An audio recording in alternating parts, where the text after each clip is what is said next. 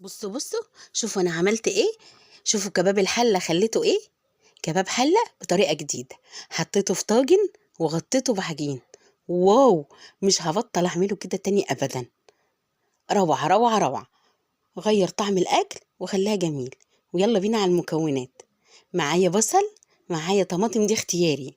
كباب الحله يعني بصل وتوم وحبه بهارات. انا بقى حاطه فلفل، حاطه توم بصل. قلت اجرب بقى طالما انا نويت اعمل فكره جديده، هجرب معايا الطماطم.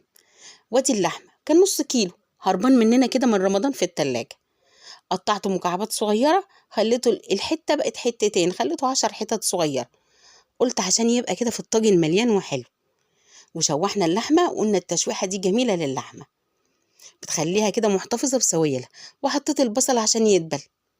ويا ريت قبل ما تكملوا معايا وتشوفوا الطريقه تدعولي، تدعولي يا رب اطمن على ابن علي، وكل حد ليه غايب يطمن عليه يا رب. يا رب. بعد كده نزلت بكام فص توم متقطعين يتبالوا مش يتحمروا. وبهاراتكم بقى: ورق لوري، السبع بهارات، مفيش حطوا شوية قرفة وشوية جنزبيل. أنا حاطة فلفل أسمر، فصين حبهان، حبة كزبرة ناشفين، بتدي ريحة طعم تاني.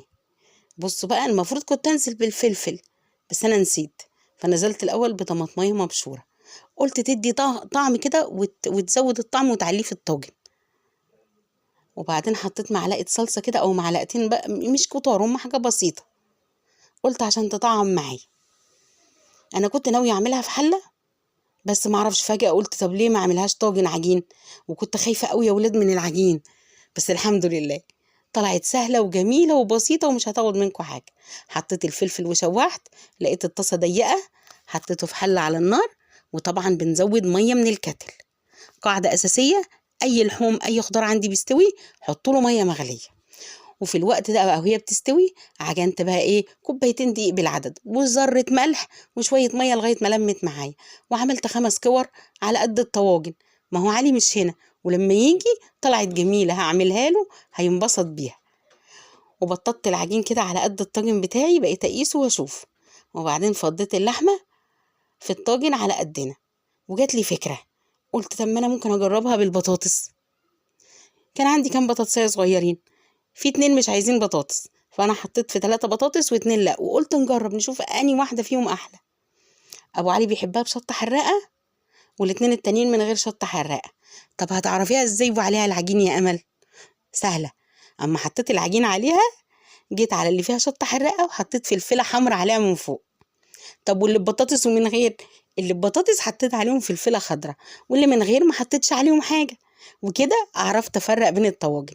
وعلى الفرن ونار عاليه في الاول، وبعد كده بسمع صوت الدخان بقى والعجين بينفخ، اطلعه على نار متوسطه كده. قعد تقريبا نص ساعه. البخار مكتوم، بقى افظع من ورقه اللحمه في الفرن. شوفوا الجمال لما احمر. طلعته. ودي كانت اول مره ومش هتبقى اخر مره، هجربه بطرق كتير. شوف بقى الجمال. كان سخن، كان في حته مخرومه. بص الفلفله الخضراء ده فيه بطاطس، عليه فلفله خضراء من فوق. اما بتاع ابو علي عليه فلفله حمرا.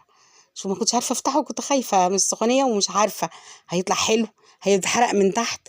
لقيته محتفظ بالسوائل بتاعته، البخار حفظ بالسوائل. شوفوا اللحمه دايبه دايبه دايبه.